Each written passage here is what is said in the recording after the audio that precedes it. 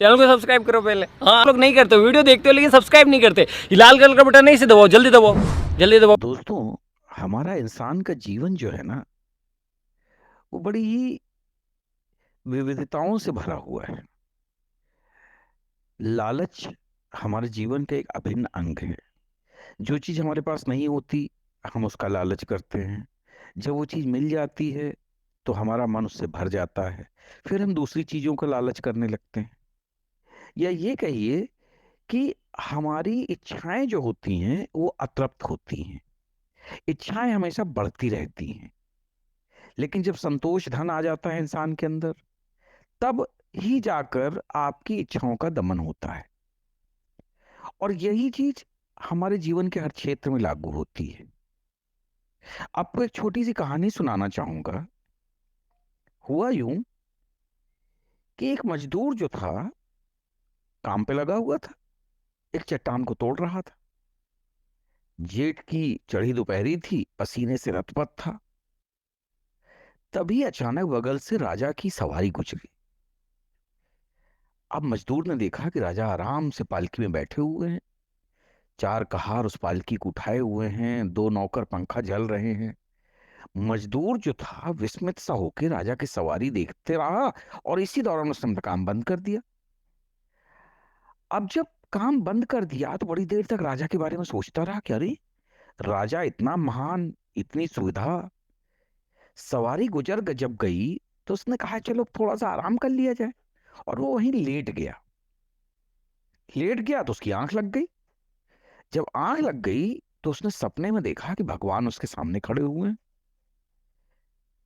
अब सामने खड़े हुए, उसने हाथ जोड़ा, भगवान को प्रणाम किया। तो भगवान ने कहा कि अरे बेटा, मैं तेरी दिन रात की मेहनत से बहुत प्रसन्न हूं।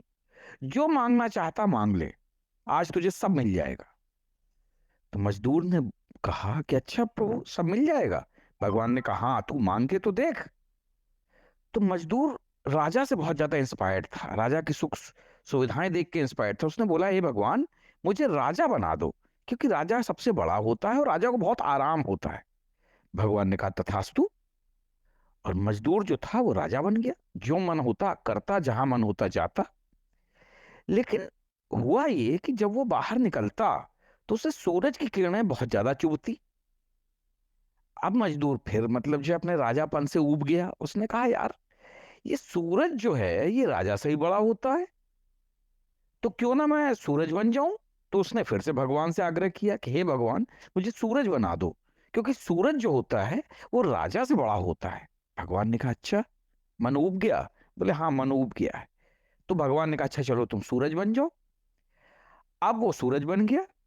अब वो पूरे दिन इधर उधर घूम घूम के चमकता रहता। लेकिन एक दिन ऐसा हुआ कि बादल के एक टुकड़े ने उस सूरज को ढक लिया, उसकी किरणें ढक गई।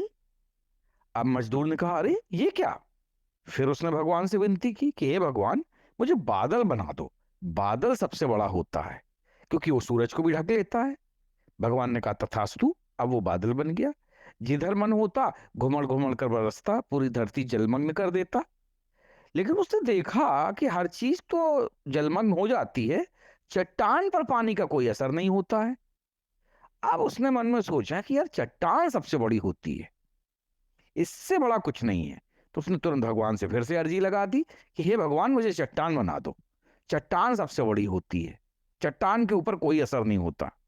तो भगवान ने कहा चलो ऐसी ही है ही। तो भगवान ने उसको चट्टान बना दिया। अब वो चट्टान बन के आराम से तना हुआ अपना जो है लेटा रहता। लेकिन एक दिन अचानक से एक मजदूर आया और वो छेनी हथौड़ी लेके उस चट्टान को तोड़ने लगा। अब जब उसको छेनी हथौड़ी उस पर चलने लगी तो फिर से वो चिल्लाया भगवान से, अरे भगवान बचा लो। भगवान ने कहा फिर क्या हुआ। बोले भगवान, मजदूर सबसे बड़ा होता है, क्योंकि वो चट्टान भी तोड़ देता है।